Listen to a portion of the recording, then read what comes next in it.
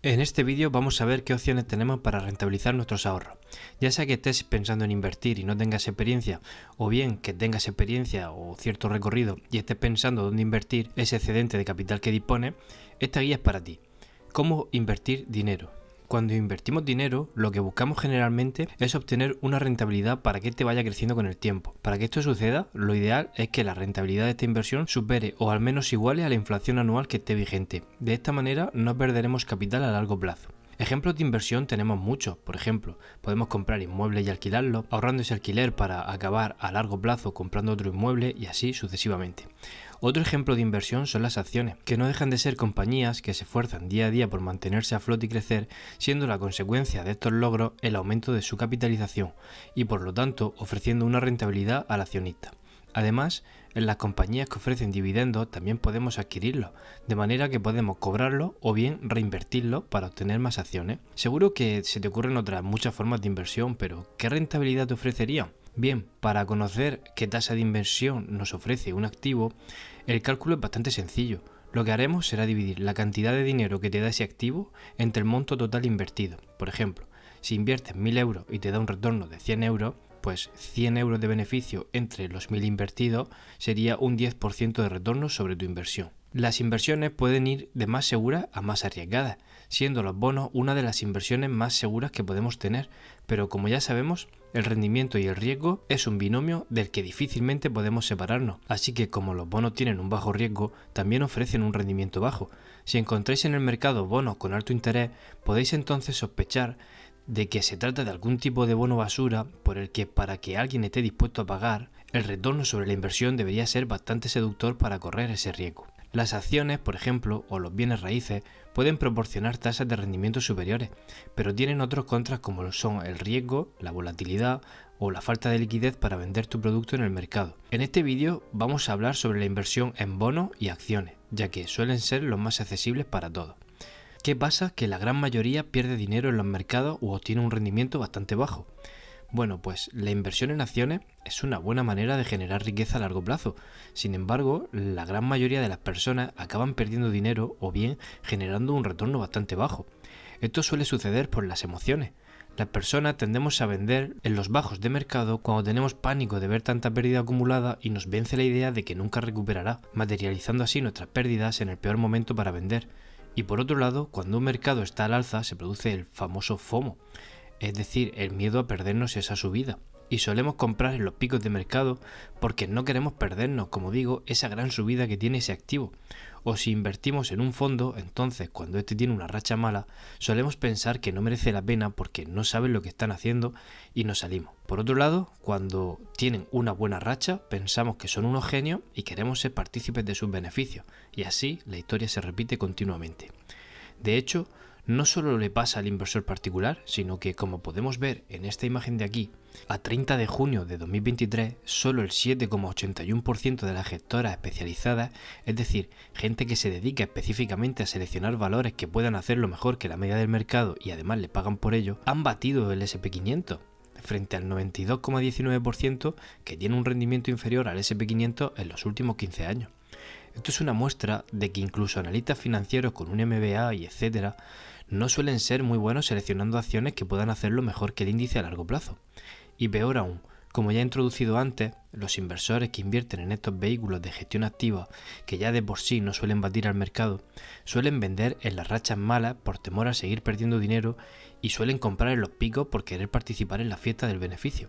Sin ir más lejos, en el fondo que gestionó Peter Lynch, que tuvo un rendimiento anualizado del 29%, el inversor promedio en su fondo solo ganó un 7% durante el mismo periodo. Las personas que piensan en la gestión pasiva y comprar un índice suelen hacer lo mismo, venden en los bajos y compran en los altos.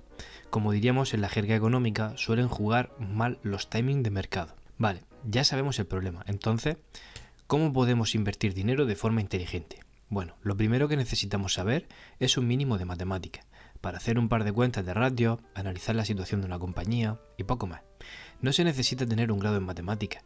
La inversión de éxito consiste, como ya hemos visto, mucho más en la gestión emocional y buscar una buena evidencia estadística de que algo funciona que confiar en tu inteligencia, que a menudo se equivoca. Aquí podemos jugar a sectorizar un poco la inteligencia, haciendo un análisis simple como haría un ingeniero al decir que una vaca es un cilindro.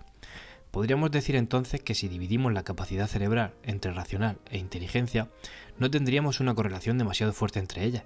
Puede ser una persona racional sin ser muy inteligente y por otro lado puede ser muy inteligente sin ser muy racional, ya que la inteligencia podríamos decir que es esa capacidad bruta que tenemos o esa velocidad de adquirir datos y patrones y procesarlos o memorizarlos y además aprender habilidades matemáticas complejas, etc. Esto nos viene dado de fábrica, por genética. Por otro lado, la racionalidad son esas skills adquiridas o esas habilidades que nos hacen fuertes frente a las falacias lógicas. Podemos examinar aquello que tenemos delante mediante un proceso lógico que deja fuera aquello que parece lógico pero no lo es. Este tipo de habilidad se puede mejorar a medida que vamos experimentando o aprendiendo. A medida que aprendemos lógica, podemos entonces identificar mejor este tipo de sucesos. Lo bueno es que para ser un buen inversor no se necesita esa potencia bruta de inteligencia, sino que hay que ser racional. Ser capaz de separar tus emociones y saber cuándo estás haciendo algo que es irracional con tu dinero. Así que una vez que vamos mejorando nuestra capacidad de razonamiento, voy a proponer dos maneras fáciles de invertir. Una, no buscar el timing perfecto, es decir, montar una cartera equilibrada en base a acciones locales, por ejemplo, un 40% de ellas, bonos, por ejemplo, un 30% o otro 30% en acciones extranjeras e ir invirtiendo de manera repetida en el tiempo, de manera equitativa una cantidad, por ejemplo, 100 euros cada mes repartidos entre tus activos. Cada vez que exista un desequilibrio en el porcentaje total de cada activo, porque alguno de ellos sube o baja mucho, reequilibramos la cartera para mantener así estables los porcentajes. Este solo es un ejemplo de un portafolio. Podemos montar un montón de tipos de portafolio, desde más agresivos a más conservadores. Si os gustaría que hiciese un vídeo tratando esta temática, dejádmelo en la caja de comentarios y podemos montar carteras desde más agresivas a más conservadoras. La otra opción sería efectivamente buscar el timing de mercado. Este método es más complicado y requiere de un esfuerzo activo por parte del inversor. Aquí es donde tenemos que aplicar nuestro conocimiento de matemáticas básicas y prestar atención a las métricas de valoración del mercado y tratar de compararlas cuando están baratas.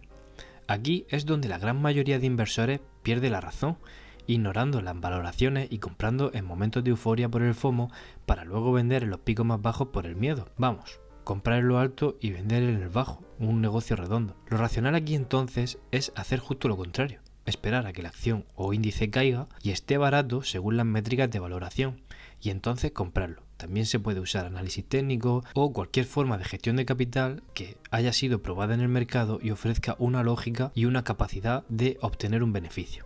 Si no te apetece estar mirando métricas de valoración, lo mejor entonces es el primer método, montar una estructura de cartera que se adapte a ti y añadir un dinero de manera progresiva y bien ajustado. Hay personas que pueden ver esto como una apuesta, en el que metes tu dinero y ya veremos el retorno que sacas. Puede ir bien o mal. Como todo, tiene su componente de oportunidad, pero si eres un inversor racional, generalmente comprarás activos con alto potencial de que produzcan flujos de efectivo positivo o bien se aprecie su capital con el tiempo. Al final, los mercados tienen altibajo, pero a largo plazo, si una compañía es rentable, debería verse reflejado en su precio de cotización, y es una de las maneras más consistentes de generar riqueza. Además, podemos reducir este riesgo si diversificamos la cartera, como he comentado, en bonos, metales preciosos, bienes raíces, etc. Otro dato muy importante es que intentes pagar lo mínimo en tu tarifa. Este es otro gran problema que se suele cometer al invertir. No prestamos atención a las tarifas que te cobra tu banco, broker, gestor activo, fondo o lo que sea. Tener una tarifa de un 0,15% al año u otra de un 1,5% al año, así a golpe de vista puede parecer poca la diferencia o poca cosa, pero a largo plazo lastrará una gran parte de tu retorno generado. Podría costarte incluso millones de euros. Y además, si inviertes en un fondo de inversión que apenas llegue a la rentabilidad del mercado, si le restas encima los costes de gestión, ya se te desploma el beneficio totalmente. Si ya cuesta vencer al mercado, imagina añadir costos adicionales porcentuales. Los métodos de inversión que ofrecen tarifas bajas son los fondos índice de Vanguard, que tienen más o menos entre el 0,05% al 0,4%.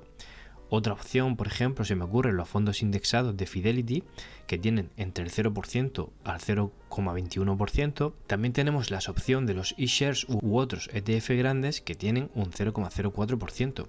Ahora bien, si tener una tarifa alta te ofrece un rendimiento mejor que el mercado, claramente una vez descontada la tarifa, entonces perfecto, tienes un gran negocio. Así que a modo de conclusión, podríamos decir que selecciona bien la cuenta, plataforma o vehículo con el que vas a invertir, ya sean fondos activos o indexados, acciones con o sin dividendos, bonos, etc. Teniendo en cuenta sus costos de gestión o gastos en general, y selecciona bien tus inversiones. Esta parte suele ser la más difícil. Razona bien dónde vas a invertir y en qué te bases, cuál es el sistema lógico y probado que funciona, y entonces puedes comenzar a invertir.